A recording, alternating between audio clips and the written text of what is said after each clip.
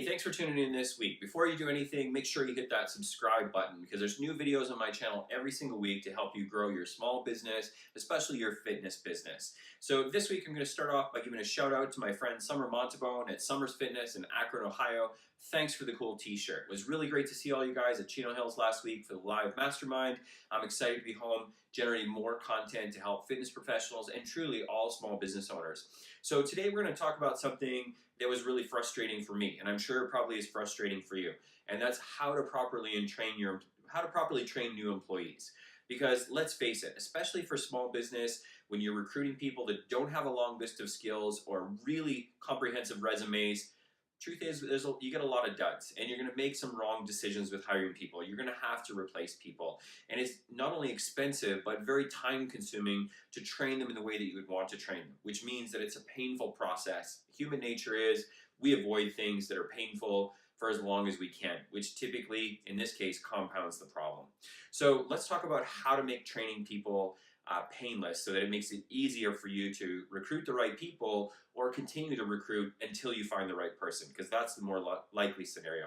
So the very first thing is you need to make the position as simple as possible, meaning you need to oversimplify their role. So key objectives, okay? So whatever position you're hiring somebody for, you want to break it down into as few key objectives as possible. Like, what are the things that they absolutely need to do well? So since I've been in fitness for so long and fitness businesses are certainly my area of expertise, let's talk about a trainer for a second.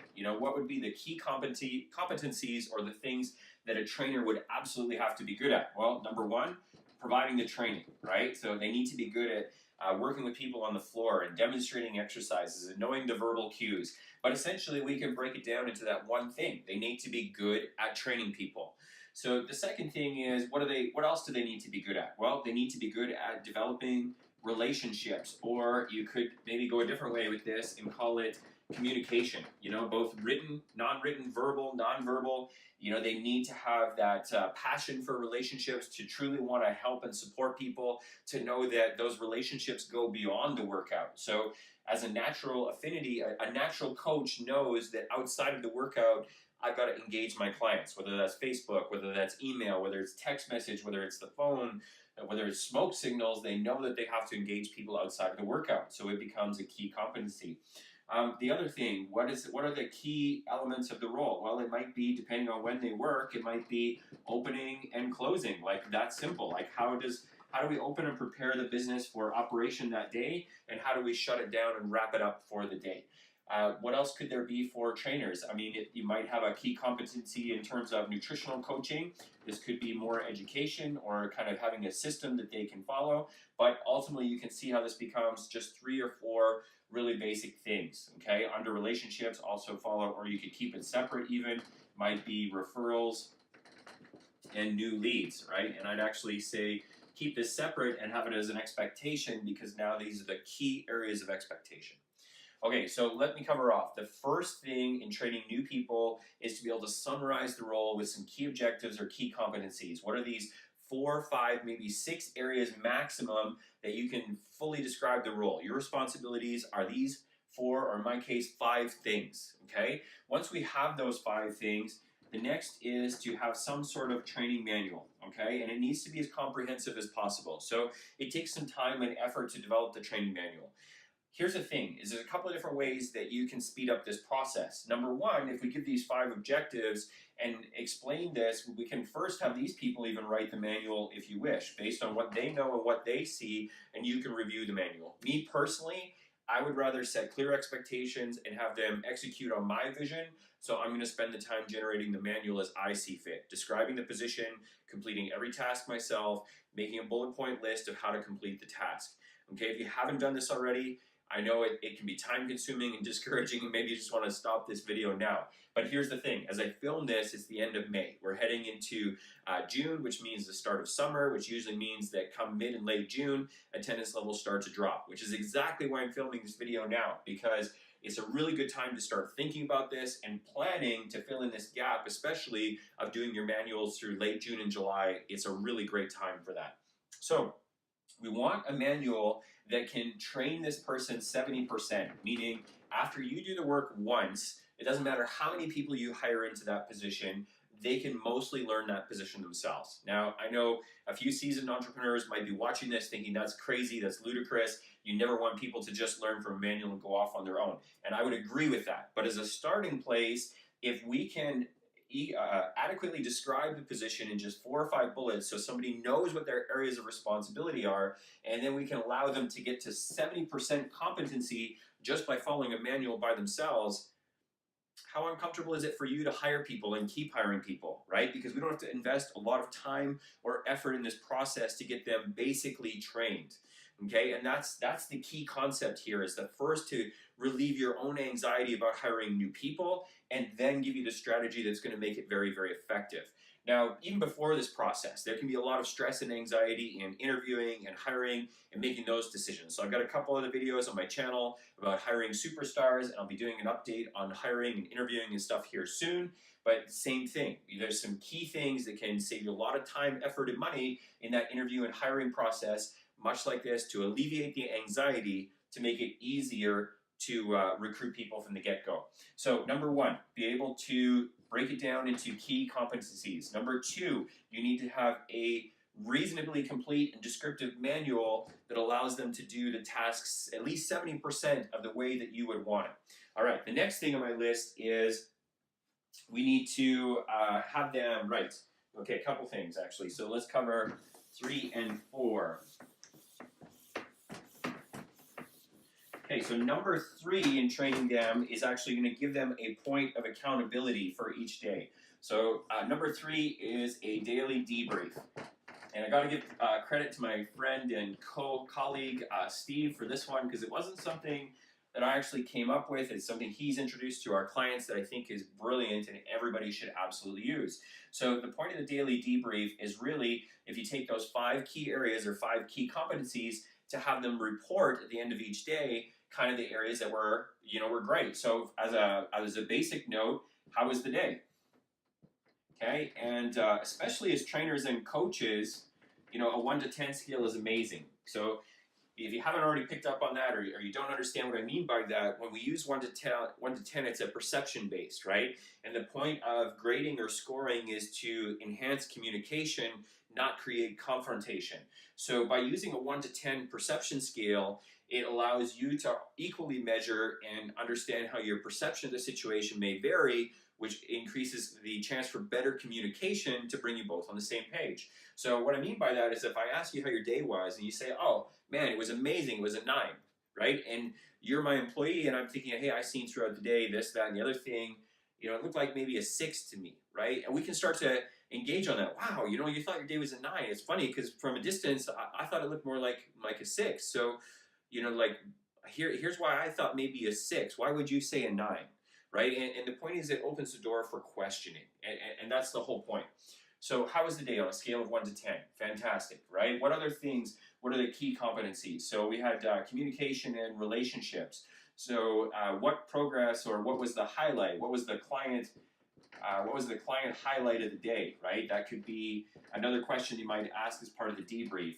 How many referral leads did we generate? So this is a big thing, especially for service-based businesses, having your whole team on board with continually asking for referrals. I was just watching a video on one of the channels that I subscribe to this morning, and the individual was talking about this, in that, they were consulting a company and, asking that company, like, what is your referral strategy? Knowing that they didn't have one, because he'd been a customer of that company for a long time and never been asked for a referral. So these are some of the best and easiest leads that we're going to close. They're going to be the cheapest new customers you're going to find. They're going to be some of the most loyal customers you can find. So we need to make sure that that's organically happening. What better way than to have each employee at every level report on that every single day? So the purpose of the daily debrief is to keep your team focused on the things that matter. So if you're wondering, what are these things that matter? So check out, I have another video on KPIs, the weekly KPIs. Be great for summarizing some of the questions for your daily debrief. But I don't want to outline this for you, because every business, every position is going to be different, and it needs to be meaningful for you, because the point of this is less about measurement and more about communication. All right? So that's the daily debrief. The next thing, number 4 on my list, keep looking at my notes here today so I can get them in the right order, is a weekly evaluation. And this goes back to what we were talking about with the 1 to 10 score. So the weekly evaluation should be similar questions or questions based on the KPIs. So the 7 KPI video is going to be fantastic. And it doesn't need to be lots. It can be half a dozen questions on 1 to 10 scale. And again, it should center around those 4 to 6 or 5, in this case, key objectives for that position so that it becomes meaningful in terms of the purpose or outcome that we're looking for in the weekly evaluation is to get a 1 to 10 perception scale as to how they feel they're improving in the key areas of the position. So you can see how this really doesn't take a lot of time for you, right? So you immediately, so other than creating the manual, okay, we lay out the objectives for them so they understand with clarity the expectations in their position. We have them go through the manual that you would, if you haven't already, create, so one-time effort, and they would learn the key areas of the position. The end of each day, the goal with the daily debrief is to find how comfortable and confident they felt, as well as how are they performing in those key areas, so that you know where to give them more support, because we always perform best when we are confident about what it is that we're doing. So if we're not confident, it can be a lack of clarity, a lack of understanding, or it maybe doesn't align with our values, which are the things that we want to detect early in any employee relationship. So that's the purpose of the daily debrief, is to see how they're improving on a day-by-day rate. The weekly eval lets you kind of summarize the week. Let's see how you grade yourself. And it's less about week 1 and more about the subsequent weeks that follow, because we can measure backwards and compare. So the end of week 1, you were rating yourself a 3 or 4 in most of the areas. By week 2, some of them were at a 4, some of them were at a 6, one was at a 7. You can see which areas that they excel at. And the point is, again, creating communication and allowing you to provide some on-the-spot coaching to help nurture their learning, and at the same time helping you draft a plan for where we're going to get to. So that's 3 and 4 is the weekly eval. Now, the eval should always be done by both parties, meaning they do that self-review and you quickly review them with the same questions, because just like I alluded to earlier, this is why perception-based questioning is so powerful, because it allows for a communication tool. Oh, you rated yourself a 7. For what I've seen, I rated you a 9. To me, it looked like you were super confident and doing a great job, right? That kind of praise and recognition helps to elevate somebody's confidence and ultimately their performance, but at the same time, maybe I didn't realize that they were struggling because they put on a good show, and now I can support them and help them perform even better, because they would clearly, especially in that situation, I think it would be evident that they would clearly desire or have the will to perform better. All right, let's talk about the last 2 areas, which these ones were really big for me in my businesses. So the next one, number 5, is to engage randomly. And this actually was a tip that I got from a very good friend of mine. His name's Darren, and we were talking about, he has employees through different offices throughout North America, and they're not a huge team, so they're still pretty small, but kind of spread out. So I'm like, how on earth do you enhance your relationship and culture with these individuals when they're so far away? And, like video conferences and things like that are great, but we all know that it's pretty magical when you're in the same room with somebody. Like, real relationships develop, which is why, like, last weekend at the mastermind, we bring all of our clients from all over the world and put them in one room, because when we have that social bonding, everybody elevates their game.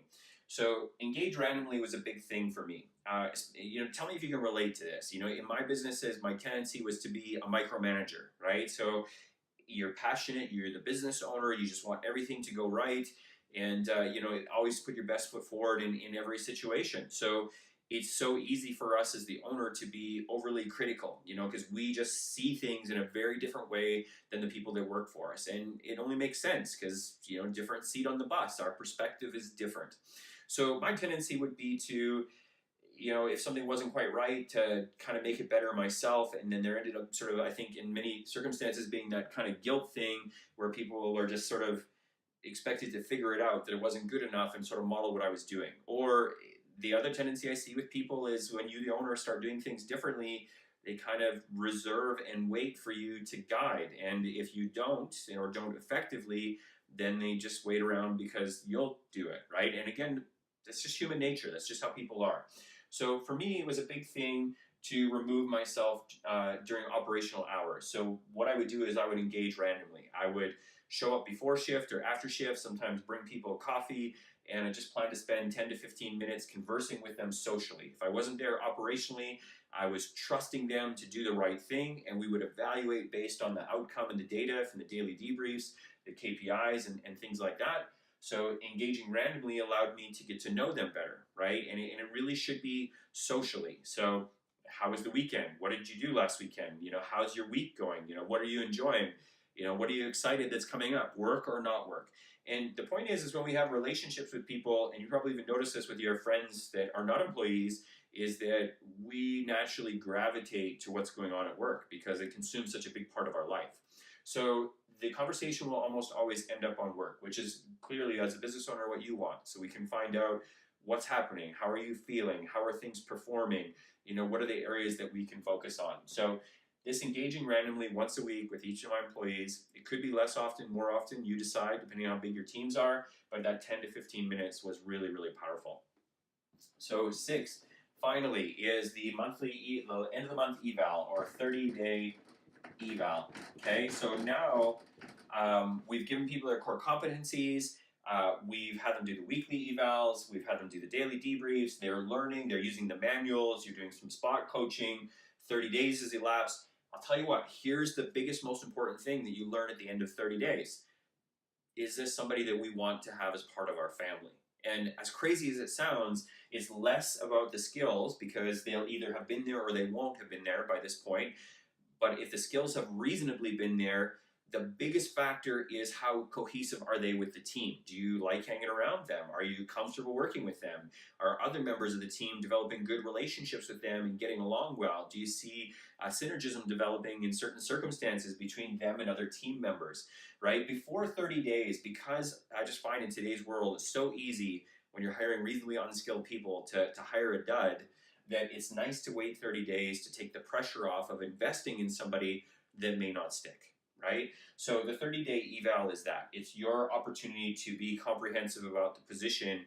And again, I love using the same format, 1 to 10 scale. They fill it out, you fill it out. Here's the 5 areas. Break it down into as many of the big headings from the manual as you want. It could be as long or short as you want because now is the time to get detailed, right? So I would use the key headings from your manual. It will start with the 6 competencies, and depending on how complicated the things are, there could be 5 to 10 different steps under each one. So you could end up with a 2 or 3 page document that has all the key headings from your manual of the things that you expect them to be good at. Have them rate themselves, you rate themselves, take the time to develop a plan. So let me give you an example. We got a review, it's a couple pages long. There's a whole bunch of things on here, and I'm going to rate myself 1 to 10 on each of these, okay?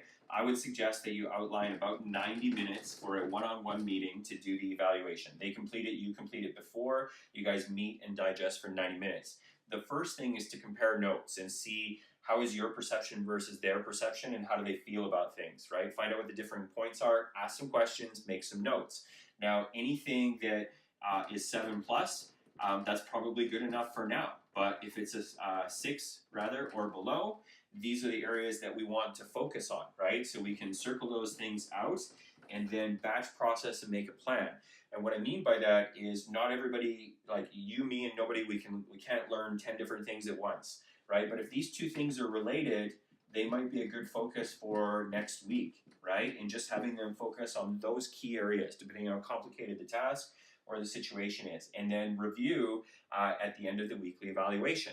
Right? And then same thing, picks 2 more things. And you can lay out a whole schedule and plan, which helps your employee because they can be more prepared, they can look forward to it, they can ask questions, and they can engage because it's clear on what your expectations are. All right, so hopefully, when you're making these kind of videos, you can't think always of like what kind of questions people are going to ask. So I hope you'll comment below if you've got questions, if you want me to expand on any of these, I would love to. So let's try to cover the 6 steps here just as a summary.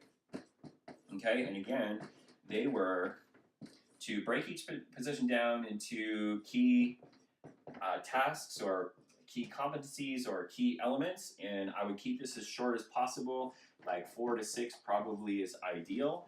The second thing is to have a manual that's fairly descriptive, that can hopefully get them to be able to perform each at about 70% competency.